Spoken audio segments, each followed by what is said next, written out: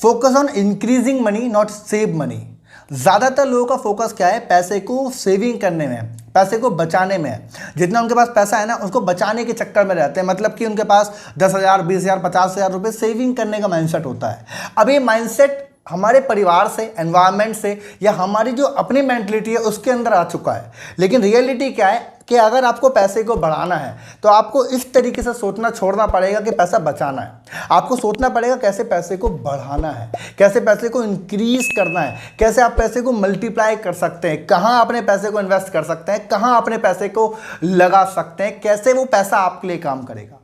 अगर आप सेविंग का माइंडसेट रखते हैं, अगर आप ऐसा माइंडसेट बनाते हैं कि पैसा बचा लूं, पैसा बैंक में रख लूं, या मेरे पास पैसा होना चाहिए, देखो वो एक अलग तरीका होता है कि आपने एक फंड बनाया हुआ है, वो एक अलग चीज़ है कि आप अपने लिए एक अच्छी प्लानिंग कर रहे हैं। लेकिन अगर आप अपने पैसे का गलत इस्तेमाल कर रहे हैं, अगर आप अपने पैसे को सही तरीके से यूज़ करना नहीं जानते हैं, तो आप सबसे बड़ा गलत काम कर रहे हैं अपने पैसे के साथ। समझ में आ गया?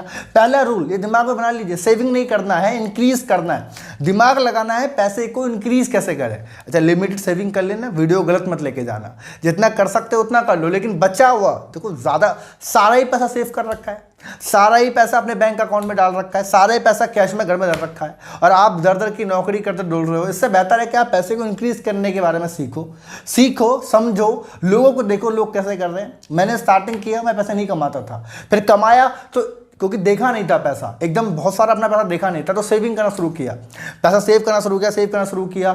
सेविंग का एक बहुत बड़ा नेगेटिव पॉइंट ये है कि जब भी आपको फाइनेंस की कोई दिक्कत आएगी सबसे पहले वो चली जाती है, तो आपका जो जितना भी पैसा, आपकी जो हार्ड ऑफ अर्न मनी है वो सब खराब हो जाता है। समझ रहे हैं? तो नंबर 1 थिंग से पहले से समझ लीजिए, पहला पैसे को इंक्रीज करने के बारे में सोचना है, ना कि आपको बचाने के बारे में सोचना है। दूसरा रूल, दूसरा नियम मैं आपको बताना चाहता हूं, दैट इज इन्वेस्टमेंट।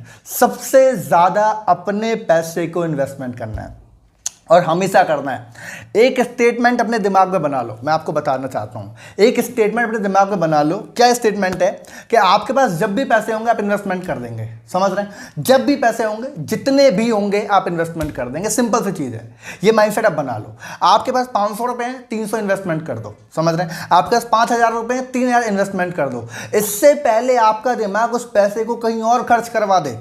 क्या बोल रहा हूं मैं? इससे पहले आपका दिमाग उस पैसे को कहीं और खर्च करवा दे, किसी और चीज की आपको जरूरत दिखा दे, आप उस पैसे को अपने पास से हटा दो। अब आप बोलोगे सर छोटी इन्वेस्टमेंट क्या करें? अरे बहुत जगह सर, आपके पास कुछ भी तरीका नहीं है तो एफडी कर दो, कम से कम पैसा लॉक हो जाएगा।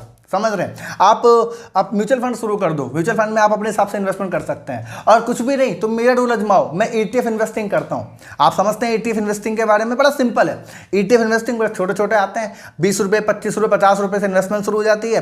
तो मेरे अकाउंट में जब भी मुझे लगता है ना मेरे पास 500 रुपये पड़े हुए हैं, तो इससे पहले मैं सोचूं कि इसे खर्च कर दूं रेस्टोरेंट में जाके, मैं 300 रुपये तुरंत के तुरंत इन्वेस्टमेंट कर देता हूं। ये मैं आपको अपना रियल एग्जाम्पल बता रहा हूं। अपने पैसे को हमेशा इन्वेस्टमेंट करते रहो, हमेशा इन्वेस्टमेंट करो।